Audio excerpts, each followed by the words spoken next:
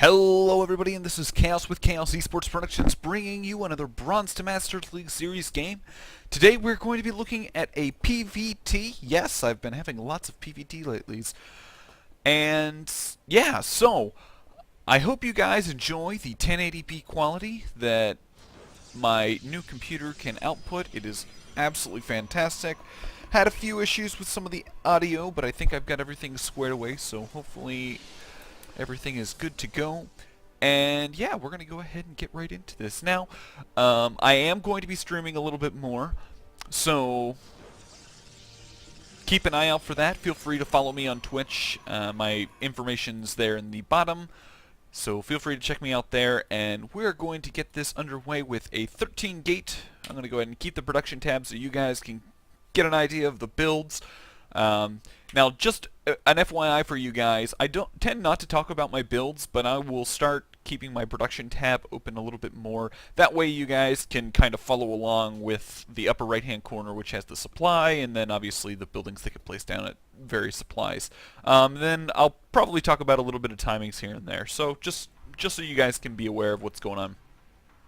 Anyway, so we're going to get in here, and we're going to do a relatively early scout. We're going to see one Rex, one supply depot, and nothing more. So at this point we're just going to check the gas, make sure that a Reaper is not going to be coming our way. We see no Reaper or no gas taken, so we're immediately assuming that he's going to be going for a 1-Rax expand, as we can see down here. Now, unfortunately, I didn't get that scout. I should have probably poked in there rather than running away from the Marine. But you know, it is what it is. So back at home, we're going to be doing kind of our standard build, going to be getting our Cybernetics core, and since we know that he's going for a 1-Rax CC, we're going to feel fairly comfortable to go ahead and plan our Nexus down fairly early as well. Going to be getting up our Warp Gate research as quickly as possible, and we're going to just sit down here with our probe. Now, we're going to continue probe production behind this rather than like cutting a probe to get this down quicker.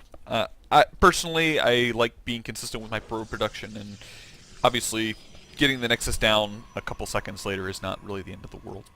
So, I'm going to be chrono boosting out some units. I went ahead and went for a Sentry first because I didn't have the minerals for a Stalker.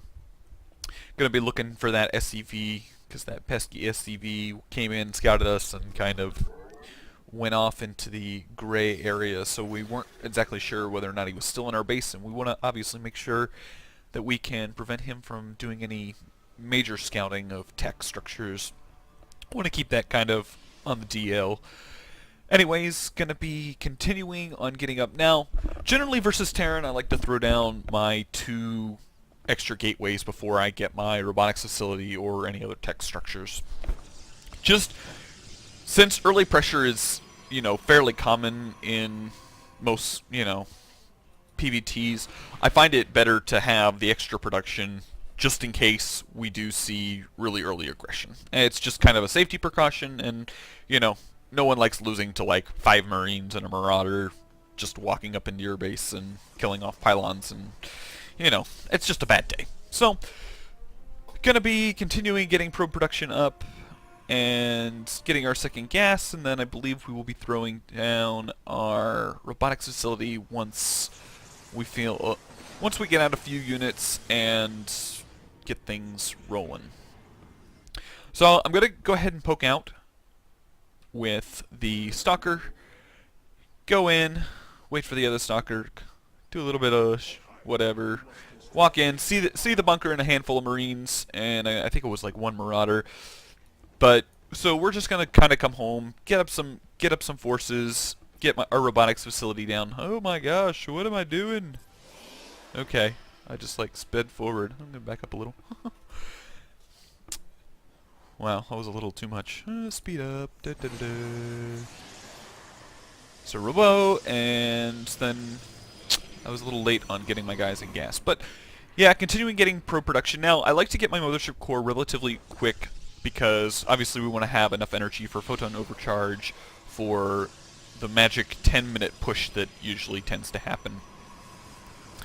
Now, with our robotics facility, we're going to be getting out lots of observers because obviously we want to be aware of drops. I know 2 videos ago I had really bad time with drops, and I find that the observers actually give you that little bit of an advantage to scout those. So we're going to be sending the Hallucinated Phoenix over to get an idea of what our opponent's doing.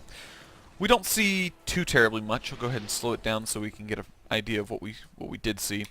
We scouted 2 racks, a factory, and a starport. Kind of a typical Terran build.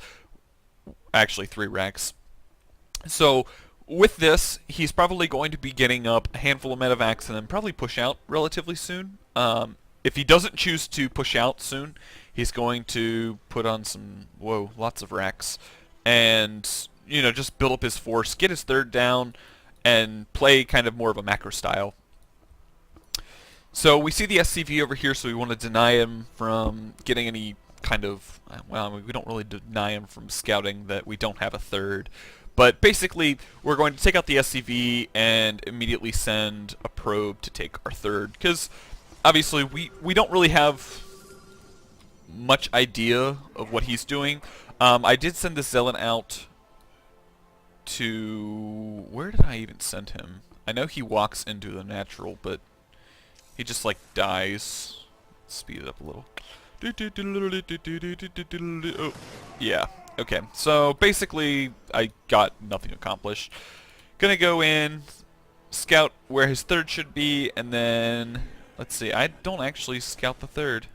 That's kind of a bummer. Yeah, I think the biggest thing...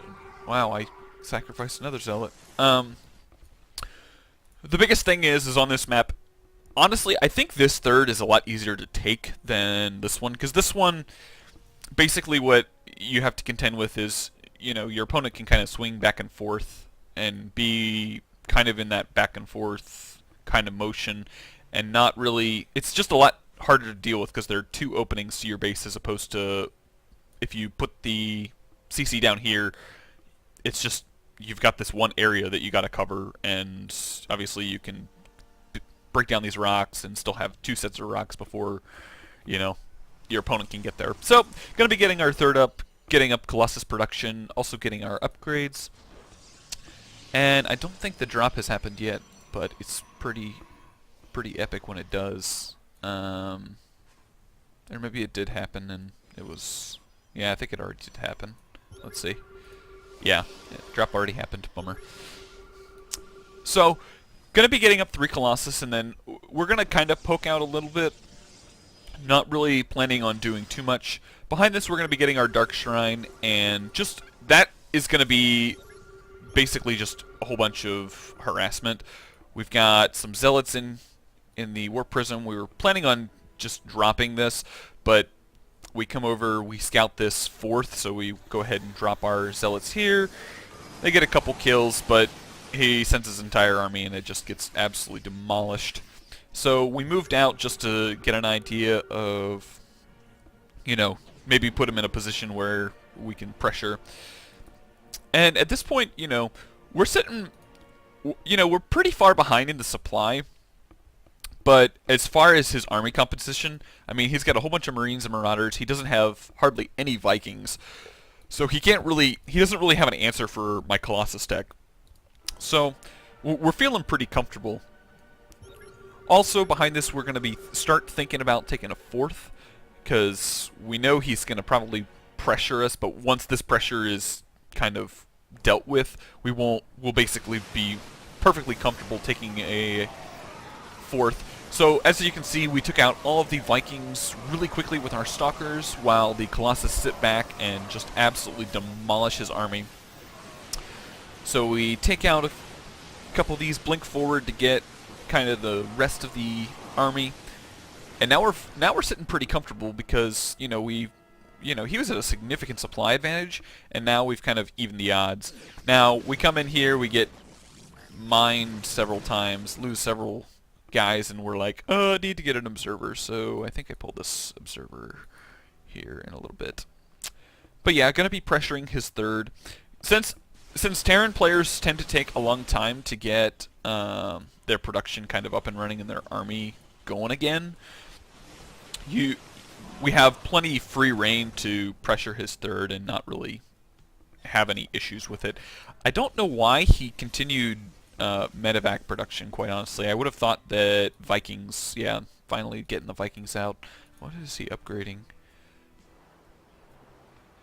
Oh, medevac starting energy? Oh, I didn't realize there was an upgrade for that. Huh. So yeah, so he comes in with his other army. He takes out one, maybe two Colossus with that. But once he gets his Vikings out, the Colossus are more or less dead because I don't have enough Stalkers or Archons to deal with that. So I'm just gonna go in, take out his third, and put myself into a more commanding lead. Get a couple not really good storms off, and then the Stalkers can clean up his Vikings. So things are still looking really good. So at this point, we've kind of ravaged his base. Now, he did have a drop back here that took out our natural, which in the grand scheme of things isn't great, but we still have two. Well, we're working on our fourth, and I don't remember if I rebuild this or not. But I mean, he didn't really get anything more than that base. And at this point, we're kind of far enough ahead to know that it really isn't, we don't need to worry too terribly much. So we're not trading very efficiently in here, so I'm gonna be backing out of this. Still didn't deal with any of these mines, so yeah. Blink away. I think he ends up throwing it on a scan to get rid of the Dark Templar. Random medevac coming back, swarping in a whole bunch of zealots, keeping our macro up because I mean we're sitting on lots of money and got lots of warp gates to get units. And at this point, he's kind of scared of Colossus. He's making tons of Vikings, 7 Vikings at a time. Holy cow! I didn't even know that. So yeah, so basically at this point we're just going to be getting on tech units, getting up our Archons and High Templar, because Archons and our Storms are super effective against bioforces, and then Archons deal with Vikings in case they land. So overall looking pretty good.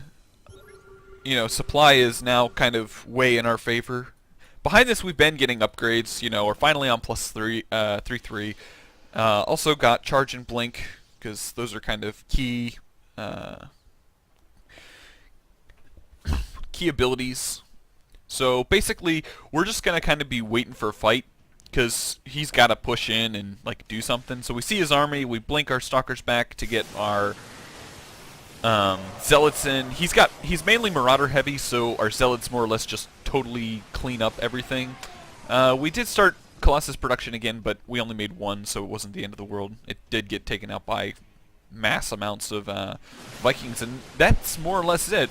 He calls GG, and yeah, so basically the overall learnings from this, kind of going off of what kind of troubles we had in the last couple games. Definitely got to keep units at your back to deal with drops, because they're going to happen, whether or not they happen in a multi-prong fashion or a single prong, because obviously the single prong is easier to deal with, but definitely want to keep at least 3, even if not 4, Stalkers kind of in the back of your base. That way you can deal with drops successfully and not have to, really worry about dealing with that. And then just making sure that you continue your getting bases up when you feel it's, adequate to. A lot of times I will take a base really early, and as a function of that, my production won't be up to par, and he'll literally just come in and wipe me out, even though I've been on 3 bases for 2 or 3 minutes longer than he has. So, anyways, I hope you guys enjoyed. Like I said, I've been streaming more. Feel free to check me out on twitch.tv. I'll leave my link in the description. Also, feel free to check me out on Twitter. You'll get notifications of whenever I post my YouTube channel videos or I go live on my stream. So I hope you guys enjoyed, and I will see you guys in the next game.